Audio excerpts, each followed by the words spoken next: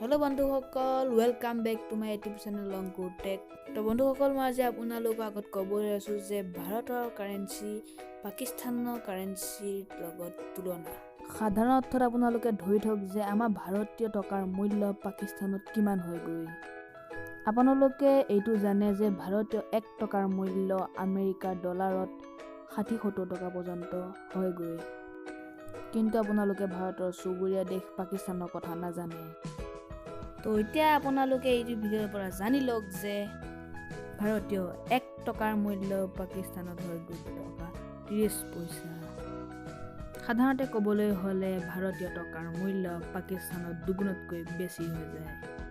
ধৰি লওক আপুনি 100 টকালৈ পাকিস্তানলৈ গৈছে, তেতিয়া সেই কাৰেঞ্চি হিচাপত ভাৰতীয় 100 টকাৰ মূল্যত আপুনি 230 টকা উভতাই পাব। তো বন্ধুসকল, ভিডিঅ'টো ভাল লাগিলে লাইক কৰিব আৰু চেনেলটো ছাবস্ক্ৰাইব কৰিব।